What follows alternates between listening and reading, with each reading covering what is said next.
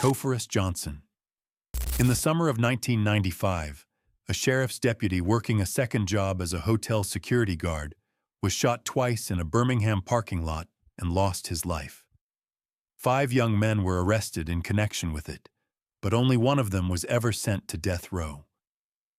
And more than 2 decades later, the very prosecutor who secured that conviction stood up and said he no longer believes the right man was punished.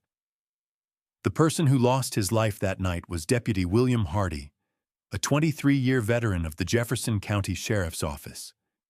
He was 49 years old. On the night of July 19, 1995, he was moonlighting at a hotel on the edge of Birmingham. He was shot twice in the parking lot, and he died there, in a place he was being paid to keep safe. The investigation that followed swept up 5 young black men from the area. Their stories tangled together in the early theories of the case, but as the prosecutions moved forward, the state's attention narrowed onto a single name: Notorious Johnson. What makes his case remarkable is not the strength of the evidence against him. It is the absence of it. There was no physical evidence tying Johnson to the parking lot where the deputy lost his life. No fingerprints, no weapon traced to his hand, nothing forensic that placed him at the scene. Instead, on the night in question, 10 separate witnesses said Johnson was on the other side of the city, at a nightclub called T's Place, far from where the shooting happened. And across the various proceedings, prosecutors never settled on one account of how the crime unfolded. They advanced 5 different theories of the case, versions that could not all be true at the same time. The conviction ultimately rested on a single voice. A woman named Violet Ellison came forward and said she had been listening in on a 3-way jail phone call when she overheard a man identify himself as Notorious and admit involvement. She had never met Johnson. She had never heard his voice before that call. Years later, it emerged that Ellison had quietly received a $5,000 reward for her account, a payment that was not disclosed to the defense until 2019. Johnson's first trial ended without a verdict when the jury deadlocked. He was tried again, and in 1998, convicted and sentenced to death. One of the other men charged in connection with the same night, Ardragus Ford, was acquitted at his own second trial in 1999. The same event, the same pool of suspects, produced 2 completely different outcomes. The heart of the doubt has always been the reliability of that overheard phone call. Violet Ellison was not a participant in the crime and not an eyewitness to it. She was a bystander to a jail conversation, testifying to a voice she could not have recognized, about a man she had never laid eyes on. A podcast series devoted to the case, produced by the journalist Beth Shelburne, examined that testimony in close detail, and the Innocence Project took up his cause. The more the record was scrutinized, the more the single thread holding the conviction together appeared to fray. So how does a man end up condemned to die when 10 people place him miles from the scene, when no physical evidence connects him to it, and when the state itself could not agree on how the crime happened? The years since have turned this into one of the most closely watched cases in Alabama. The appeals moved through the courts without overturning the verdict, and in October of 2023, the United States Supreme Court declined to take it up, but outside the appellate process, something unusual was unfolding. The current Jefferson County District Attorney, Danny Carr, publicly called for a new trial, first in December of 2020 and again in May of 2024, saying that a full review of the case had left him with no confidence in the integrity of the conviction. The lead prosecutor from the original trial, Jeff Wallace, reached the same conclusion, and he too now supports a new trial. The doubt has spread even to the people who once decided Johnson's fate. 3 of the jurors who voted to convict have since said the verdict should be overturned, and one of them stated plainly that she believes they convicted an innocent man. Prominent figures from Alabama's legal and political world have filed briefs on his behalf, and his case has drawn national attention. As of early 2026, a motion for a new trial sits before a Jefferson County judge, still awaiting a ruling. Among those who filed briefs urging a new trial were a former United States Senator, Doug Jones, and a former Lieutenant Governor of Alabama, Bill Baxley, a man who had once overseen the state's death penalty apparatus as its Attorney General. The television figure Kim Kardashian, who has taken up a number of criminal justice causes in recent years, publicly advocated for him as well. The list of people asking the courts to look again grew longer with each passing year. notorious Johnson remains on death row at Holman today, with no execution date set. His case stands apart from every other name here, because the question hanging over it is not how dangerous he is. It is whether he belongs there at all. The narrator can only lay out the record. What to make of it is left to the viewer. What sets this case apart, in the end, is the direction the pressure runs. In almost every death row story, the state fights to uphold the sentence while the defense fights to undo it. Here, the sitting district attorney and the man who originally prosecuted the case stand on the same side as the defense, all of them arguing that the conviction cannot be trusted. That alignment is close to unheard of in a capital case, and it is the reason the name notorious Johnson now appears in national conversations about wrongful conviction, rather than in any list of the securely condemned. If notorious Johnson's case is defined by how little the state could prove, the next one turns on the opposite problem entirely: how much was already known in advance, and how little that knowledge managed to change. Bobby Baker. Some acts of violence give no warning at all. This one had been building in plain sight for months, in incident after documented incident, lived through by the one person who could not get away from him. By the time Bobby Baker acted on the words he had been saying for so long, the danger he posed had already been reported, recorded, and survived again and again. Tracy Baker was his wife, and by the spring of 1994, she was his estranged wife, trying to build a life apart from him. The record of their marriage was, in large part, a record of escalating fear.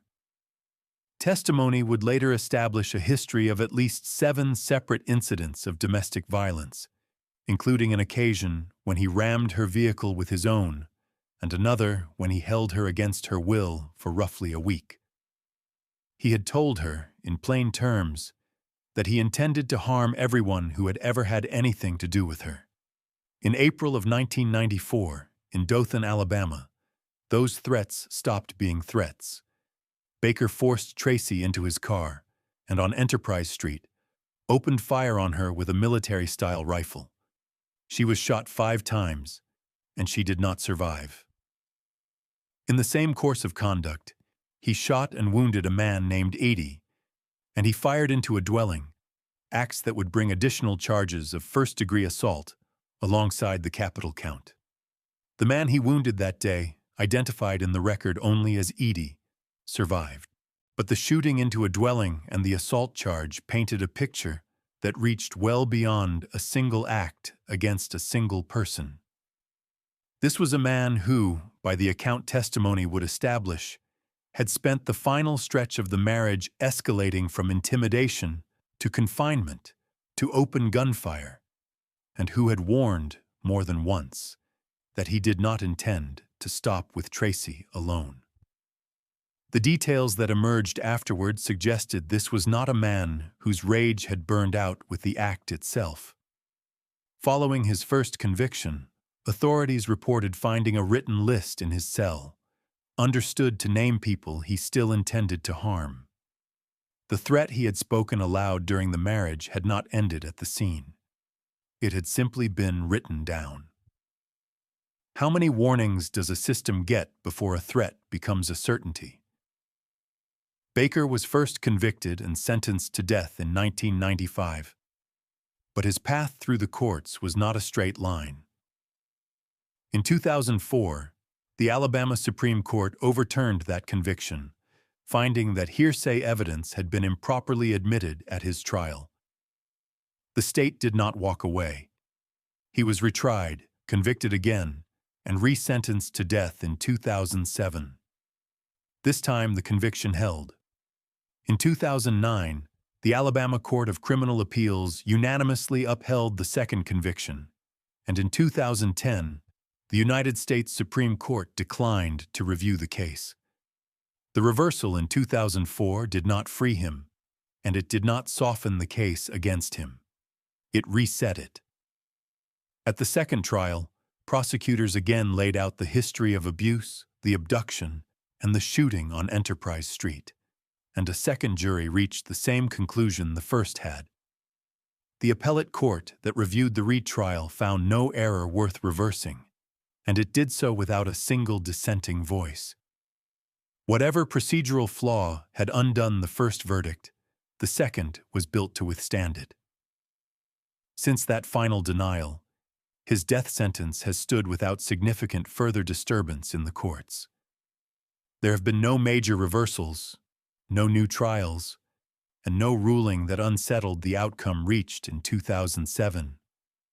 In a system where capital cases can churn through appeals for decades, Baker's has been comparatively quiet in its later years, the litigation largely exhausted, the sentence intact. As of early 2026, Bobby Baker remains on Alabama's death row, confirmed on the state's roster of condemned inmates, with no execution date scheduled. What separates his case from many others is how little mystery surrounds it. There was no question of identity, no contested confession, no missing evidence.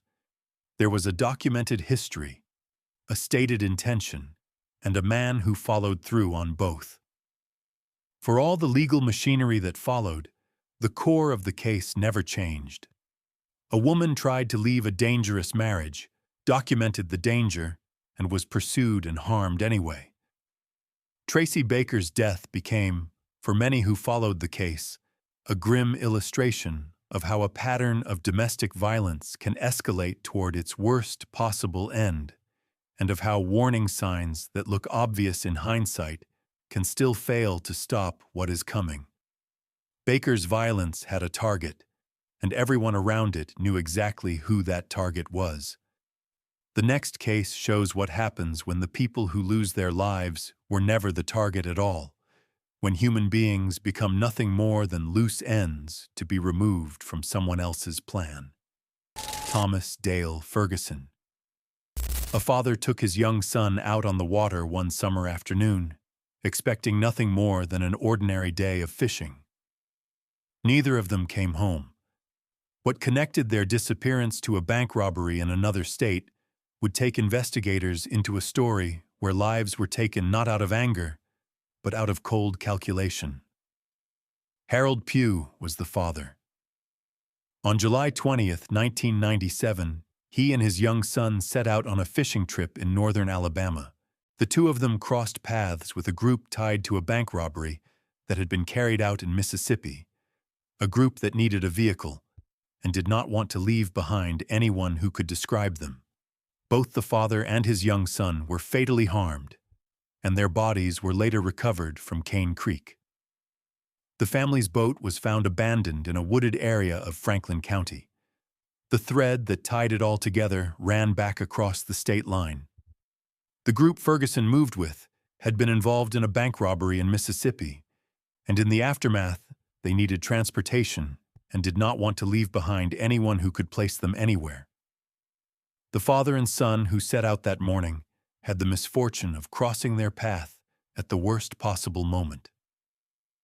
Their abandoned boat, found in the woods of Franklin County, was the first sign that an ordinary trip had gone catastrophically wrong. The man at the center of this was Thomas Dale Ferguson, who acted alongside several accomplices. The killings were, in the state's account, an act of witness elimination, human lives treated as loose ends in the aftermath of a robbery. When the case reached trial, the venue was moved to Mobile County, and in June of 1998, Ferguson was convicted on 4 counts of capital murder. One of those counts rose to a capital charge specifically because one of the victims was a child. The others charged in the case met a range of outcomes that would later underline how differently the same event could be judged. A co-defendant, Michael Craig Maxwell, also received a death sentence. 2 other men received sentences of life, and a 4th received 15 years. But it is what happened at Ferguson's own sentencing that places his case among the most legally significant here. That spread of outcomes, from a death sentence at one end to 15 years at the other, reflected the different roles the state assigned each man and the different deals and defenses that shaped their fates. Ferguson and Michael Craig Maxwell were placed at the center of it. The others were treated as lesser participants. The gap between a 15-year sentence and a sentence of death for men caught up in the same series of events is one of the starker illustrations of how much a single case can bend depending on who is judged to have done what. The jury that convicted him did not recommend that he die. They voted 11-1 in favor of life without the possibility of parole. Under Alabama law at the time, that recommendation was not the final word. The judge was permitted to override the jury, and that is exactly what happened. The jury had asked for mercy, and a judge decided otherwise, imposing a sentence of death in its place. What does justice look like when the citizens who heard all the evidence choose life, and a single judge chooses something else entirely? This practice, known as judicial override, would later be abolished in Alabama in 2017. But that change was not made retroactive, which meant that death sentences already imposed through override, including Ferguson's, remained in force.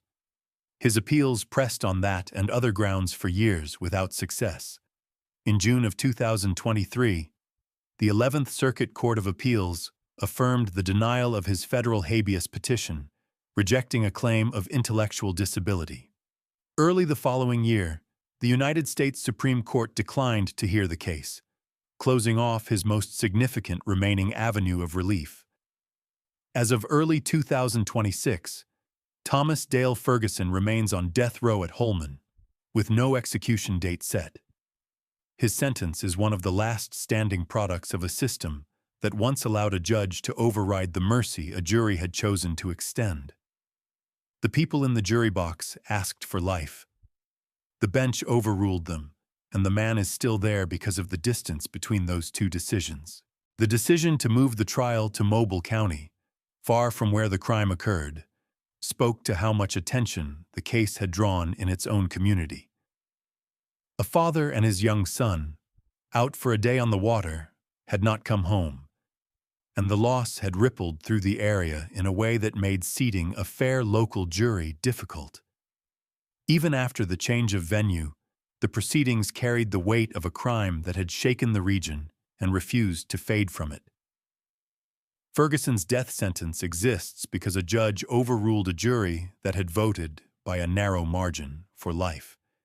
In the next case, that same override appears again, only this time the jury was not narrowly divided at all. It was unanimous.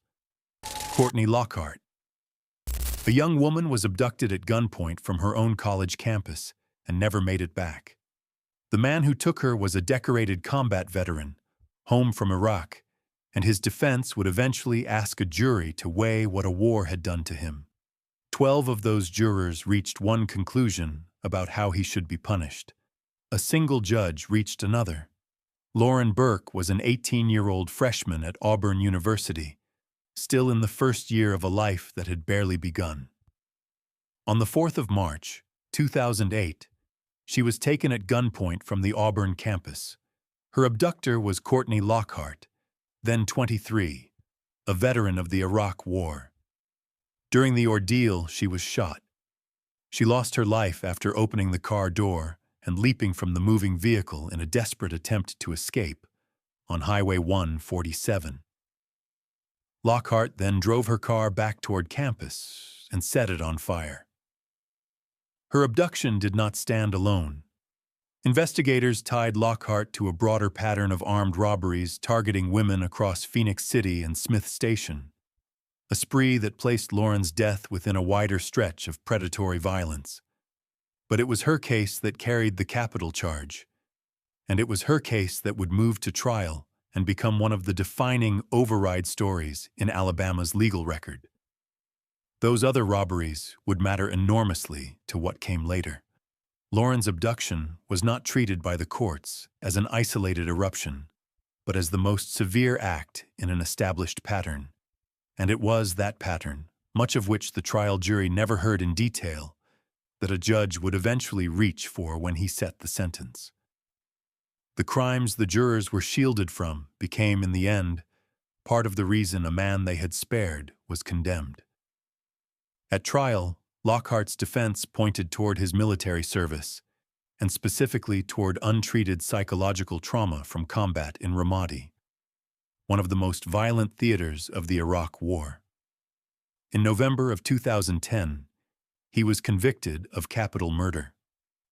Can a war fought overseas explain a life taken at home? And should that history carry any weight when a court decides whether a man lives or dies? When it came time to recommend a sentence, the jury did not split. All 12 voted for life without the possibility of parole, a unanimous verdict for mercy. The presiding circuit judge, Jacob Walker, used judicial override to set that recommendation aside and impose death, citing uncharged robberies and an attempted carjacking that the jury had never been allowed to hear. 12 people who sat through the evidence chose life. One judge, weighing conduct the jurors were never shown, chose death. That override became the heart of his appeals. Alabama abolished the practice in April of 2017, but as with Ferguson, the change was not retroactive, so Lockhart's sentence stood. His conviction and sentence were affirmed by the State Appeals Court in 2013. In April of 2015, the United States Supreme Court declined to hear the case, though the override question drew written dissents from justices troubled by it. A later post-conviction petition, which argued ineffective representation and pointed again to his untreated combat-related trauma, was denied by Judge Walker in 2020. And that denial was affirmed the following year. Those dissents carried weight beyond this single case. They came from justices willing to say, in writing, that a system permitting a judge to impose death after a jury had unanimously chosen life raised serious constitutional questions. It was not enough to change the outcome for Lockhart, whose sentence had been finalized before the practice was abolished. But it placed his name squarely inside the national argument over whether one person on a bench should be able to overrule 12 in a jury box on the ultimate question of life and death. As of early 2026, Courtney Lockhart remains on Alabama's death row, reported at Holman, with no execution date scheduled. His case has become a reference point in the long argument over judicial override, precisely because the jury's voice was not divided. It was united, and it was overruled anyway. Lockhart's case also sat at an uncomfortable intersection the country was only beginning to reckon with: the return of combat veterans carrying untreated psychological wounds. His defense did not dispute what he had done. It asked whether a young man sent into some of the fiercest fighting of the Iraq War and left without adequate care when he came home ought to be understood differently at sentencing. The jury that heard him plainly weighed that question and answered it with a unanimous recommendation of life. Lockhart's defense asked a jury to look at a war and find an explanation there. The next case asked a jury to look somewhere else entirely, at a screen, and at the idea that what a young man had watched and played could account for what he did with a real weapon in his hand. Devin Moore. A teenager already in custody, sitting inside a police station, somehow ended up with an officer's own gun in his hand. Within moments, 3 people who worked there were gone, and he was fleeing across state lines in a stolen patrol car. And when they finally caught him, the words he reportedly spoke would turn his case into a national debate about whether a video game could be blamed for it. Devin Moore, whose legal name is Devin Darnell Thompson, was 18 years old on June 7, 2003. He had been brought into the police station in Fayette, Alabama, on suspicion of car theft. What happened next unfolded in a matter of moments. He seized the service weapon of an officer named Arnold Strickland, and in the space of that single encounter, 3 lives were taken inside the station. The 3 people who lost their lives that morning were public servants at their own posts. Arnold Strickland was a 55-year-old officer. James Crump was a fellow officer. Leslie Mealer was a dispatcher, the person who answered the calls when others needed help. None of them had reason to expect danger from a teenager who was already in custody. Moore fled the station in a police cruiser and was captured hours later in Mississippi. According to accounts from his arrest, he told officers that life was like a video game and that everyone has to die at some point. That single reported statement would follow the case for years and shape the way the entire country talked about it. The chase itself had been brief. After fleeing Fayette in a stolen cruiser, Moore was tracked down and taken into custody hours later across the state line. He had gone from a suspect in a car theft to the subject of a multi-state manhunt in the span of a single morning. But the speed of his capture could not undo the 3 lives already lost inside the station he had walked into as a detainee. At trial, the defense argued that Moore had acted in a dissociative state and pointed toward the influence of the video game Grand Theft Auto. The presiding judge, Tommy Ragland, barred jurors from hearing testimony that directly blamed the game for the crime. Outside the courtroom, though, the theory took on a life of its own.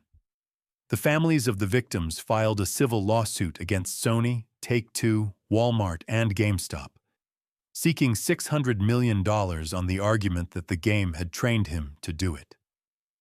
That civil suit failed. An activist attorney who championed the theory, Jack Thompson, had his special permission to take part in the case revoked in November of 2005, and the broader argument aired that same year on the program 60 Minutes. If a person picks up a real weapon and takes real lives, how much of that can honestly be laid at the feet of a game he played on a screen? The jury did not accept the explanation. In August of 2005, Moore was convicted on 3 counts of capital murder, and in October of that year, he was sentenced to death. It is worth correcting a detail that some accounts have muddied over the years. He was 18 at the time, not younger, and the outcome was 3 capital convictions and a death sentence, not the lesser results that are sometimes reported. For a time, the case became less about the man who pulled the trigger than about the game his lawyers had named. Commentators debated whether entertainment could program violence, whether a screen could be held partly responsible for a real weapon in a real hand. But the courts, at every level, kept their focus on the man and the weapon rather than the theory the defense had raised. Whatever role a game might or might not have played, 3 families had lost someone, and the law held Moore accountable for that loss. His appeals followed the familiar path and did not disturb the verdict. In February of 2012, the Alabama Court of Criminal Appeals affirmed his conviction and death sentence in a unanimous decision, and the state's highest court upheld it. A later post-conviction petition, filed under his legal name, was brought in 2015 and summarily dismissed in 2017. As of early 2026, Devin Moore remains on death row at Holman, with no execution date set. The game his defense once pointed to has long since faded from the headlines. What remains is a police station where 3 public servants lost their lives and a young man who told the officers who caught him that none of it was quite real. For the families of the 3 people lost inside that station, the lawsuit against the game companies had never really been about money. It was an attempt to hold something accountable for a loss that otherwise made no sense at all. When the civil case failed, that avenue closed, and what remained was the criminal sentence and the long quiet of the years since. 3 public servants had gone to work at a small-town police station and had not come home, and no verdict would ever change that. Devon Moore's violence erupted in an instant, without a plan, inside the one place a person should have been safest of all. The next case is the opposite kind of crime entirely, one that was quiet, deliberate, and aimed at a person chosen precisely because she was alone. If you're liking this video and you're not subscribed yet, now's the time. We drop new cases every day. Subscribe so you don't miss the next one. Rex Allen Beckworth. In the first hours of a new year, 2 men broke into the rural home of a widow in her late 80s, a woman who had lived in that house for most of her life. She was attacked in the one place she had always been safe, and she did not survive the night. But the question of which of the 2 men actually took her life would shadow the case for the next 2 decades. Bessie Lee Thwaite was a widow who had lived in the same rural home for 67 years. It was the place where she had spent nearly her entire adult life, and she lived there alone. She had no reason to expect that anyone would ever come for her. She had done nothing but grow old in the house she loved. On the early morning of January 10th, 2000, Rex Allen Beckworth, then 33, and his younger half-brother, James Walker, broke into her home. The motive was money. A grandson of Thwaites, a man named Mark Peacock, who carried a criminal record, had told Beckworth that the elderly woman kept a substantial amount of cash in the house and owned farmland. Acting on that information, the 2 men forced their way inside, attacked her, and ransacked the home in search of what they had been told was there. Bessie Thwaite lost her life in the attack, and the house she had lived in for a lifetime became a crime scene. When investigators pieced the night together, the case against Beckworth came into focus, but so did a complication that would never fully go away. From the beginning, there were competing accounts of who had actually carried out the killing, Beckworth or his half-brother. That single unresolved question would drive years of litigation to come. It was an unusual posture for a capital case. Beckworth did not claim he had been nowhere near the crime. He argued instead that the man beside him, his own half-brother, had been the one to fire the fatal shot, and that a statement supporting this account had been kept from his defense. In a death penalty case, the difference between the person who pulls the trigger and the person standing beside him can be the difference between the sentence Beckworth received and something considerably less than it. But when it came time to assign responsibility for her death, one question sat at the very center of it all. Which of the 2 men had actually pulled the trigger? Beckworth was convicted in September of 2002 of capital murder on the theory that the killing had occurred during a burglary. The jury recommended death by a vote of 10-2, and he was sentenced accordingly. His direct appeal was affirmed in 2005, and in 2007, the United States Supreme Court declined to review it. His case did not end there, and it became notable for reasons that reached beyond the crime itself. In his post-conviction filings, Beckworth argued that the state had withheld a statement, a jailhouse account indicating that it was his half-brother, James Walker, who had been the actual shooter. He maintained there was no physical evidence tying him personally to the scene. In 2013, the Alabama Supreme Court took the unusual step of reversing the summary dismissal of his post-conviction petition and sending it back for further proceedings, a ruling that became a reference point in Alabama law on how such petitions must be handled. For a period, that ruling gave Beckworth something rare on death row, a live chance that the courts would take a genuine second look.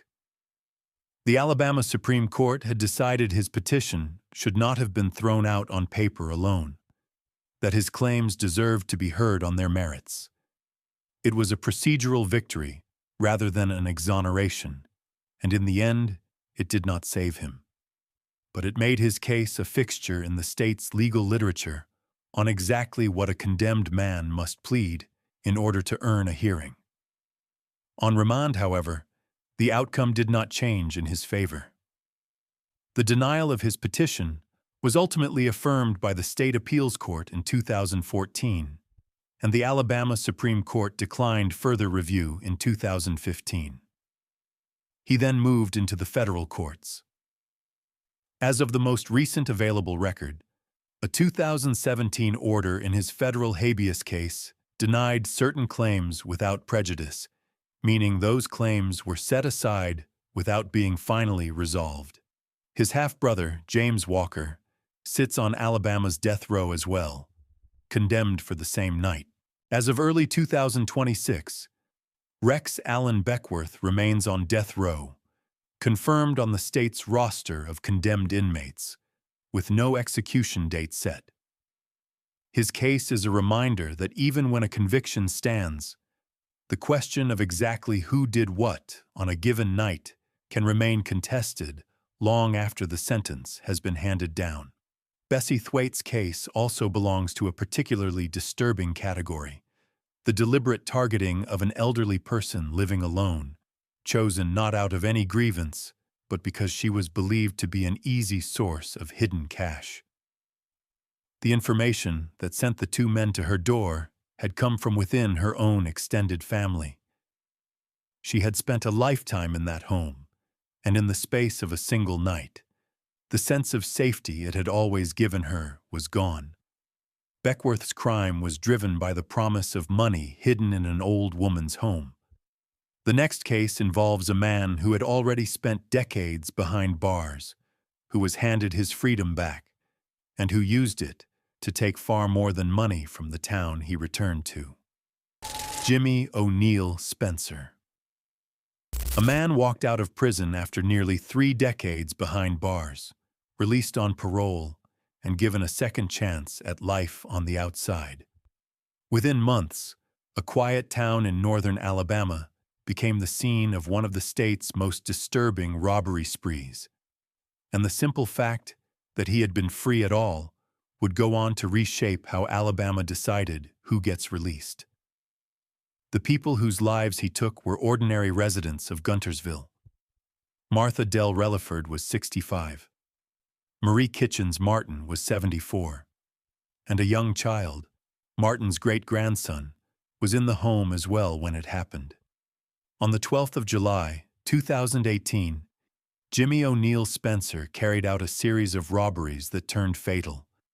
He had been paroled roughly 8 months earlier, after serving 28 years of life sentences for burglary and assault.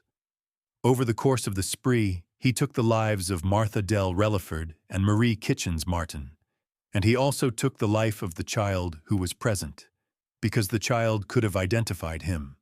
The amount of money he came away with across these crimes was almost nothing, a few $100s from one victim, and only $13 from the scene where the greatest loss of life occurred.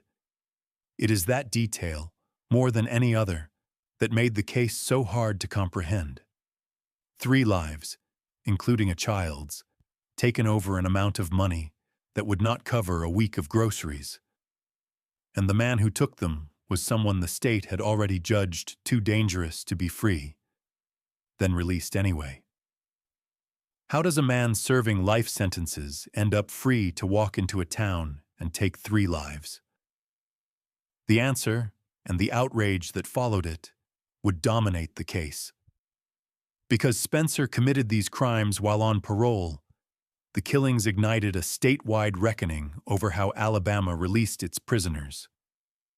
The governor, Kay Ivey, had urged that his parole be denied, and after the crimes, she described the prospect of releasing men like him as dangerous and despicable. The case pushed Alabama toward sharply tougher parole practices in the years that followed. In the aftermath, the state's parole board came under intense scrutiny. Records showed that Spencer had been released despite a long institutional history, and the decision to free a man serving life terms became a case study in how the system could fail the public it was meant to protect. Lawmakers and officials pointed to Guntersville as the reason the rules had to change, and in the years that followed, Alabama grew markedly more reluctant to grant parole to anyone at all. In the courtroom, the outcome was decisive. On the 26th of October, 2022, Spencer was found guilty on 7 counts of capital murder. The jury voted unanimously 12-0 for death. On the 14th of November, 2022, Circuit Judge Tim Riley formally imposed the death sentence, telling Spencer that if there had ever been a reason for the death penalty to exist in the state, he was that reason. Because Alabama had abolished judicial override several years earlier, the judge in this case was bound to follow the jury's recommendation rather than free to depart from it. His appeals moved quickly by the standards of capital cases. On the 20th of December, 2024, the Alabama Court of Criminal Appeals denied his appeal, rejecting his argument of intellectual disability. His petition for rehearing was dismissed in March of 2025, and on the 19th of September, 2025, the Alabama Supreme Court rejected his appeal as well. Through each stage of that appeal, the central claim his lawyers advanced was intellectual disability, which under long-standing constitutional law can bar an execution. The courts that reviewed it were not persuaded. Count by count, the guilty verdicts and the death sentence were left standing, and the avenues open to him narrowed with every decision that came down. As of early 2026, Jimmy O'Neill Spencer remains on death row at Holman with no execution date set. His case is remembered not only for the lives it took, but for the way it forced an entire state to reconsider the machinery that had put him back on the street. The hardest part of the case for the community was that a child had been present and had come to harm precisely because of what a child might innocently say. It is the kind of detail that makes a crime difficult to speak about at all, and the court records reflect a jury and a judge who plainly regarded it as among the most serious circumstances they had ever confronted. It weighed heavily on the sentence, and on the way the case has been remembered ever since. Spencer's freedom and the decision to grant it sat at the center of his story. The next case turns on something far smaller, a single dollar, and the wounded pride of a man who had been asked to leave. Ryan Clark Peterson. A young man was thrown out of a club near Dothan after an argument over a single dollar. He did not simply go home and let it go. He came back with a gun, and by the time he was finished, 3 people had lost their lives, and a 4th survived only by lying perfectly still and pretending he was already gone. 3 people lost their lives that night at a club near Dothan. Cameron Eubanks was 20, the son of the club's owner. Tiffany Grissett was a 31-year-old dancer. Thomas Robbins Jr. was a 59-year-old patron who had simply come out for the evening. On the 9th of August, 2012, Ryan Clark Peterson, then 22, was ejected from Teaser's Hard Rock Cabaret after a dispute over what was known as a dollar dance. Rather than leave it behind, he returned with a handgun and opened fire. Cameron Eubanks was shot 6 times as he stood near the front door. Tiffany Grissett and Thomas Robbins Jr. also lost their lives. A 4th person, a man named Scotty Russell, then 33, survived the shooting by lying still and pretending to be dead until it was finally over. How does an argument over a single dollar end with 3 people gone and a family's business turned into a crime scene? The trial that followed became the longest in the history of Houston County, stretching across roughly 3 weeks.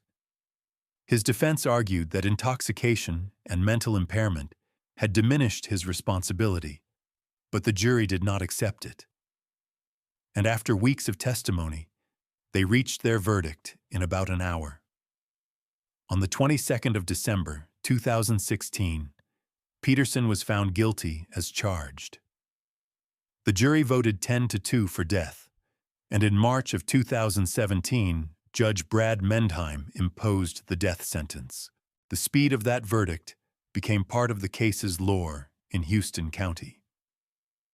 The jurors had sat through the longest trial the county had ever seen, weeks of testimony and evidence, and then returned with a decision in roughly the time it takes to watch a film. Whatever doubts the defense had tried to raise about intoxication and impairment, the panel plainly did not share them. His case did not settle quietly. On appeal, the state appeals court upheld his convictions and sentence, and the matter proceeded toward the Alabama Supreme Court, with one justice, the same judge who had presided over the trial, stepping aside from the review. But the most striking development came years later, deep in his post-conviction litigation. At a hearing in December of 2025, before Houston County Circuit Judge Todd Derrick, his defense argued that the near-total absence of women on his jury had unfairly prejudiced the outcome. That argument was tied to a recording of a retired district attorney, Douglas Albert Valeska, in which he acknowledged that he had not wanted an all-woman jury. The judge set a deadline in January for both sides to file their briefs, leaving the question of whether that jury composition tainted the death sentence still open. That single recording reframed the entire post-conviction fight. If a prosecutor had deliberately shaped a jury to keep women off it, and if that shaped jury had then handed down a sentence of death, the defense argued the sentence itself was tainted at its very root. Whether a court will accept that reasoning is a question that, as of this writing, has not been answered. Of all the cases gathered here, Peterson's is among the most genuinely unresolved. As of early 2026, Ryan Clark Peterson remains on death row, with his post-conviction case still in active litigation and no execution date set. His is one of the few names here where the courtroom fight is genuinely ongoing, where a ruling still to come could reshape the outcome. The one survivor of that night, Scotty Russell, lived only because he convinced Peterson that he was already dead. His account became part of the evidence that sent Peterson to death row, a first-hand description of a shooting that had erupted over almost nothing. That testimony, and the sheer disproportion between the trigger and the toll it took, is a large part of why the case drew the attention it did, and why the fight over it continues even now. Peterson's violence erupted over a slight, an argument that flared and ended within a single night. The next case unfolded slowly, over the course of an entire day, and it was aimed not at strangers in a club, but at an entire family, in the place they called home. Wesley Devin Harris. Over the course of a single day on a family farm in rural Alabama, 6 members of one household lost their lives, one after another. The man responsible had been involved with a young member of that family, a relationship her relatives had been trying to bring to an end.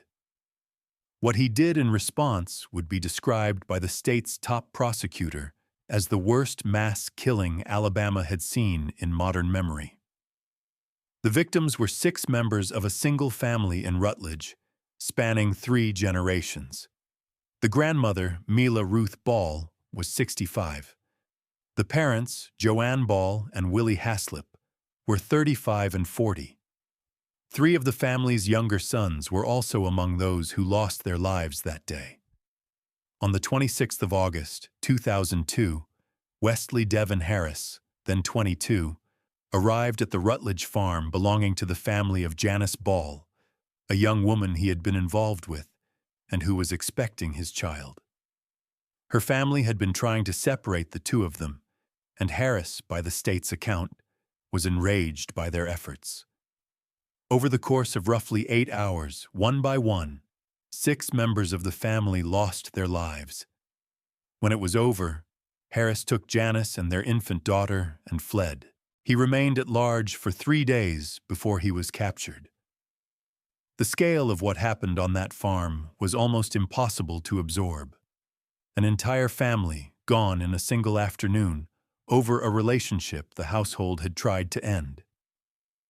Investigators would spend those 3 days searching not only for a suspect, but for a young woman and a baby whose fate was unknown. How does one man take the lives of 6 members of a single family in the span of a single day? The scale of it stunned the state. The Attorney General at the time, Troy King, described it as the worst mass killing in Alabama in modern times. But bringing Harris to justice took 2 attempts. His first trial ended in a mistrial in November of 2004, after jury tampering compromised the proceedings. He was retried, and on the 14th of June, 2005, he was convicted on 6 counts of capital murder. The mistrial was its own disturbing chapter. The first attempt to try Harris collapsed when it emerged that the jury had been tampered with, forcing the state to start the process over and to put the surviving family members and the investigators through the ordeal a second time. When the retrial finally reached a verdict, it convicted him on all 6 counts, 1 for each life taken on that farm. Then came the sentencing, and with it, the same legal mechanism that shadows several of these cases. The jury recommended a sentence of life without the possibility of parole, though by the narrowest of margins, a vote of 7-5. The judge set that recommendation aside and, using judicial override, imposed a sentence of death in August of 2005. As with the earlier cases, Alabama's later abolition of override did not apply retroactively, so the sentence remained in place. His convictions and death sentence were upheld by the State Appeals Court and the Alabama Supreme Court, and his post-conviction appeals were denied through March of 2022. The 7-5 vote is worth pausing on. It meant that nearly half the jury, even after hearing the full scope of what had happened on that farm, still favored a sentence of life.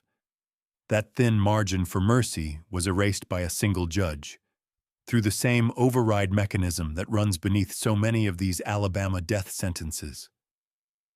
A verdict the jurors themselves never reached became the one that decided his fate. As of early 2026, Wesley Devin Harris remains on death row at Holman, with no execution date set. His case stands as one of the deadliest single acts of violence in the state's modern history, and as another death sentence that a jury declined to recommend, but a judge imposed anyway.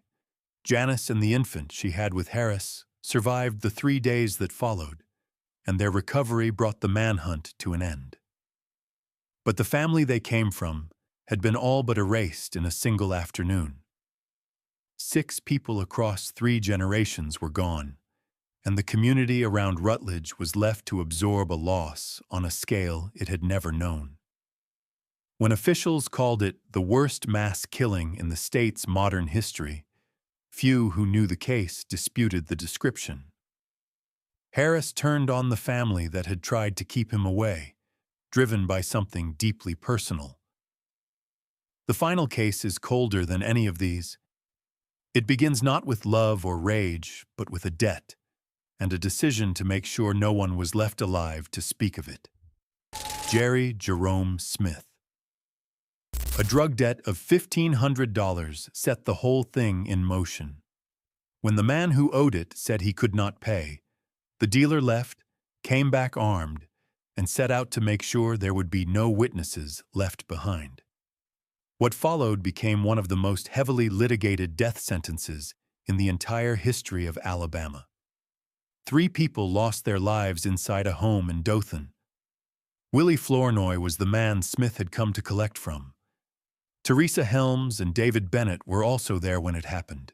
A 4th person survived only because the weapon failed at the critical moment. In 1996, Jerry Jerome Smith, a crack cocaine dealer, went to the Dothan home of Willie Flournoy to collect a drug debt of $1,500. When Flournoy told him he could not pay, Smith left and returned with a sawed-off rifle. He took the lives of Flournoy, Teresa Helms, and David Bennett, and he attempted to take the life of a 4th person, a man named Derek Gross, before the weapon jammed and stopped him. He later told acquaintances in jail that he had intended to leave no witnesses behind, and after his arrest, he confessed. By his own account, he was deeply addicted to crack cocaine, spending around $400 a day on it, and he owed a supplier in Florida $27,000 at the time. How many times can a single death sentence be handed down before it finally holds? In Smith's case, the answer stretched across more than 2 decades. He was convicted of capital murder in February of 1998 on the basis that he had taken multiple lives in a single course of conduct, and he was sentenced to death. But that sentence would be undone again and again. The Alabama Supreme Court reversed it once because mitigating evidence had been improperly excluded. It was reversed again after it emerged that the victim's family had prejudicial contact with the jury. The state appeals court reversed it a further time. His death sentence was set aside and reimposed through a remarkable series of proceedings that stretched on for years. Each reversal sent the case back for another penalty phase, another jury, another weighing of whether Smith should live or die. Few defendants in the state's history have been sentenced to death as many separate times as he was. The crime itself was never seriously in dispute. What the courts kept returning to was whether the process that condemned him had been fair, and time and again, they found that it had not been. Throughout much of this, Smith was represented by the Equal Justice Initiative, which raised 2 arguments repeatedly. The first was intellectual disability, with his lawyers pointing to a measured intelligence quotient in the 60s. The second was racial discrimination in the way his jury had been selected. In a county whose population was roughly 1/4 African American, the prosecution had used all 12 of its peremptory strikes to remove every prospective minority juror, producing an all-white jury. After what amounted to his 6th penalty phase proceeding, a resentencing in 2018 that again produced a jury vote of 10-2, the Alabama Court of Criminal Appeals affirmed his death sentence on the 2nd of September, 2022. The claim about the jury cut especially deep.